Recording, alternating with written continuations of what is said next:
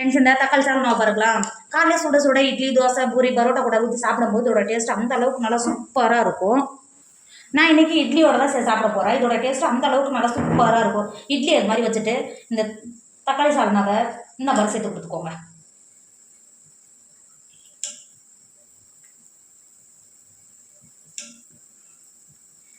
இந்த அளவுக்கு சேர்த்து கொடுத்துட்டு இது இட்லியோட இந்த மாதிரி நல்லா சாப்பிட்டா இருக்கிற இட்லியை இந்த மாதிரி புட்டு இந்த மாதிரி சாப்பிட்டா இதோட டேஸ்ட் அந்த அளவுக்கு நல்லா சூப்பராக இருக்கும். நம்ம இன்னைக்கு இட்லிக்கு தக்காளி சாதம் தான் பண்ண போகிறோம். எப்படி செய்யலாம்னு பார்க்கலாமா? Hi friends, welcome to Kerala சமையல். இன்னைக்கு கேரளா சமையலில் நம்ம டிஃபனுக்கு ஏற்ற மாதிரி சால்னா தான் செய்யறோம். வாங்க எப்படி செய்யலாம்னு பார்க்கலாம். தக்காளி சால்னா பண்ணுறதுக்கு நான் 5 தக்காளியை நல்லா கழுவிட்டு குட்டி குட்டியாக கட் பண்ணி வச்சுருக்கேன். இப்போ கட் பண்ணி தக்காளியை மாற்றி வச்சுக்கோங்க. இப்போ ஒரு மிக்சர் எடுத்துக்கோங்க. நம்ம கட் பண்ணி வச்சுருக்கோம்ல தக்காளியை மிக்சருக்கு மாற்றிக்கோங்க. மாற்றி கொடுத்துட்டு அது கூடவே நான் 5 பச்சை மிளகாய் எடுத்து வச்சுருக்கேன். தக்காளி கூடவே சேர்த்து கொடுத்துக்கோங்க. அது கூடவே ஒரு நட்சத்திர சோம்பு, 5-6 கிராம்பு, ஒரு துண்டு பட்டை, ஒரு பிரியாணி இலை, ஒரு டேபிள் ஸ்பூன் பெருஞ்சீரகம் சேர்த்துக்கோங்க. ஒரு டேபிள் ஸ்பூன் கசகசா சேர்த்துக்கோங்க. சேர்த்து கொடுத்துட்டு அது கூடவே 2 டேபிள் ஸ்பூன் பொட்டுக்கல் எடுத்து வச்சுருக்கேன். இப்போ சேர்த்து கொடுத்துக்கோங்க. சேர்த்து கொடுத்துட்டு அது கூடவே நல்லா பூ போல துருவி எடுத்து வச்சுருக்கேன். 2 கைப்பிடி அளவு தேங்காய் உள்ள சேர்த்துக்கோங்க. இந்த அளவுக்கு சேர்த்து கொடுத்துட்டு 1/4 கப்பு தண்ணி சேர்த்துக்கோங்க. சேர்த்து கொடுத்துட்டு மிக்ஸி மூடி போட்டு மூடி நல்லா பேஸ்ட் பழத்துக்கு அரைச்சி எடுத்துக்கோங்க. இப்போ பாருங்கள், நம்ம அரைச்ச தக்காளி பேஸ்ட்டு இந்த அளவுக்கு இருக்கணும். இப்போ மிக்ஸி மூடி போட்டு மூடி மாற்றி வச்சுக்கோங்க. இப்போ அடுப்பில் ஒரு குக்கர் வச்சுக்கோங்க. 3 டேபிள் ஸ்பூன் எண்ணெய் சேர்த்துக்கோங்க. இப்போ பாருங்கள், குக்கரில் எண்ணெய் சேர்த்து எண்ணெய் நல்லா சூடாகிடுச்சு.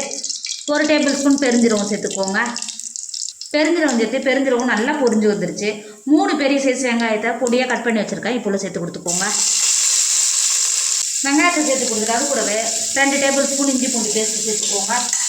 அது கூடவே 3 கொத்து கருவேப்பிலை உருவிட்டு எடுத்து வச்சுருக்கேன். இப்போ சேர்த்துக்கோங்க. சேர்த்துட்டு ஒரு டைம் நல்லா கிண்டி கொடுத்துக்கோங்க.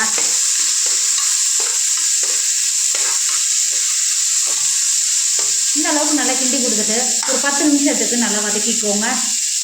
இப்போ பாருங்கள், ஒரு 10 நிமிஷத்துல வெங்காயம் எந்த அளவுக்கு நல்லா வதங்கி வந்திருக்கு பார்த்தீங்களா? இந்த அளவுக்கு வதங்கினாவே போதும். இப்போ மசாலாலாம் சேர்த்து கொடுத்துக்கோங்க. 2 டேபிள் ஸ்பூன் மிளகாத்தூள் சேர்த்துக்கோங்க. நம்ம ஏற்கனவே பச்சை மிளகா சேர்த்துக்கிறோம். உங்கள் காரத்துக்கு அனுசரித்து சேர்த்து கொடுத்துக்கோங்க. அது கூடவே 3 டேபிள் ஸ்பூன் மல்லித்தூள் சேர்த்துக்கோங்க. 1/2 டேபிள் ஸ்பூன் கரம் மசாலா சேர்த்துக்கோங்க. சேர்த்துட்டு ஒரு டைம் நல்லா கிண்டி கொடுத்துக்கோங்க. அடுப்பு லோ ஃப்ளேமில் வச்சுக்கோங்க. இப்போ பாருங்கள், ஒரு 5 நிமிஷம் நல்லா மசாலாவோட பச்சை வடையெல்லாம் போயிடுச்சு. நல்லா வதங்கி வந்துடுச்சு. இப்போ இந்த ஸ்டேஜில் நம்ம ஏற்கனவே தக்காளி மிக்ஸில் அரைச்சி வச்சுருக்கோம்ல, தக்காளி பேஸ்ட்டு அவ்வளோ சேர்த்து கொடுத்துக்கோங்க. தக்காளி பேஸ்ட்டு சேர்த்து கொடுத்துட்டு அது கூடவே ஒரு 2 டேபிள் ஸ்பூன் உப்பு சேர்த்துக்கோங்க. உப்பு சேர்த்து கொடுத்துட்டு ஒரு டைம் நல்லா கிண்டி கொடுத்துக்கோங்க.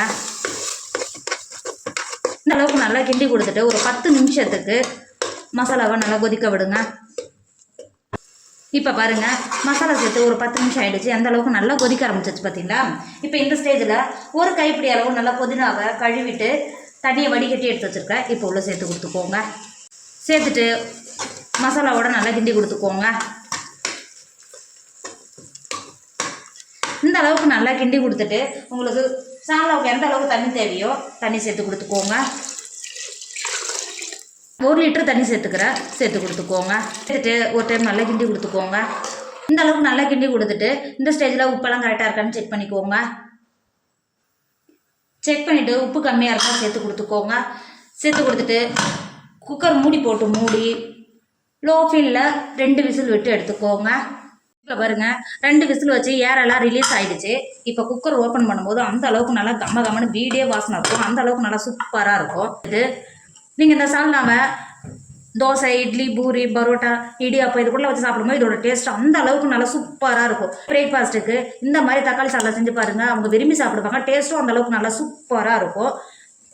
கண்டிப்பாக நீங்களும் ட்ரை பண்ணுங்கள். என்னோட வீடியோ உங்களுக்கு பிடிச்சிருந்தா உங்கள் ஃப்ரெண்டு உங்கள் ஃபேமிலிக்கு ஷேர் பண்ணுங்கள். மறக்காம